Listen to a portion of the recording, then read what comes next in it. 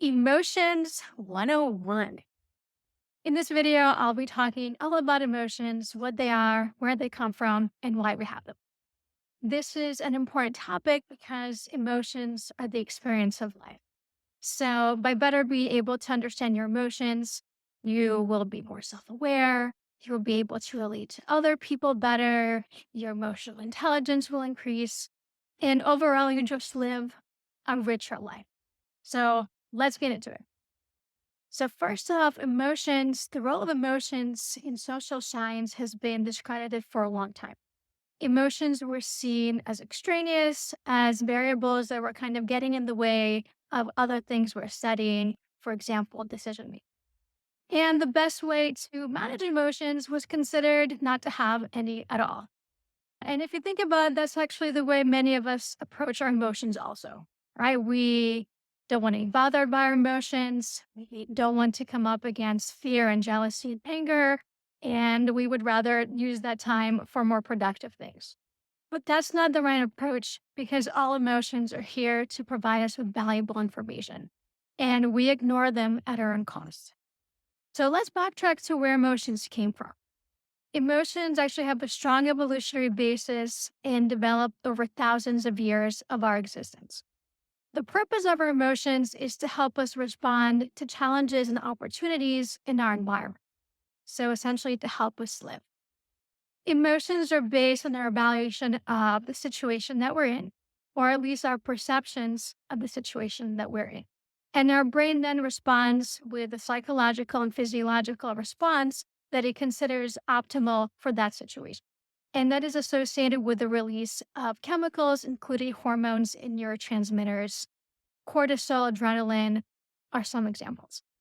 Ultimately, these shape how we think, our focus, and translate to all types of behaviors, whether it's risk taking, decision making, performance at work, you name it. Emotions can even bypass the rational thought circuits, meaning emotions impact how we act before we have a chance to think about it and use our prefrontal cortex.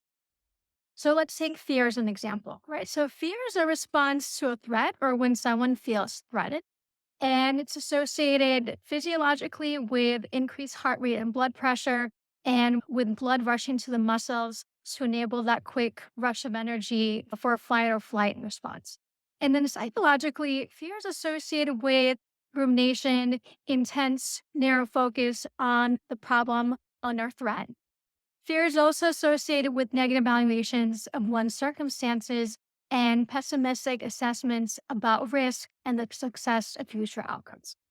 So, behaviorally, that translates to people being less likely to take risks and being less likely to think outside the box. What's interesting too is that emotions that originally initiated in one circumstance can carry over to subsequent unrelated situations and impact how we view those and how we respond to those.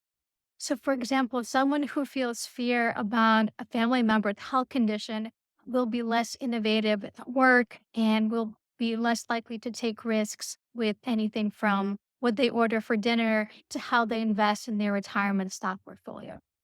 If someone is angry over a situation at work, or maybe they were cut off in traffic, they can come home and then take that anger out on their family, even though the family members had nothing to do with what got them angry in the first place. Emotions are very tangible and actually carry their own frequency. And so that's why it's said to be an emotion, energy in motion. And so I have a chart for you here that actually depicts the frequencies of various emotions measured in hertz. And so you can see that negative emotions are of a lower frequency than are more positive emotions. And I have another chart for you here. It's from Joe Dispenza's book, Becoming Supernatural. And you will see that the order is a little bit different here, but the general idea is the same. I think it's fascinating that emotions can be measured in hertz. And that just goes to show you emotions are real, emotions are tangible, and they have a real impact. So now that we have these basics out of the way, in future videos, we can take a deeper dive into the specific emotions, how they come to be, what impact do they have, and what we can do to manage them. If this video resonated with you, let me know by giving it a like and share it with someone you think can benefit. See you soon.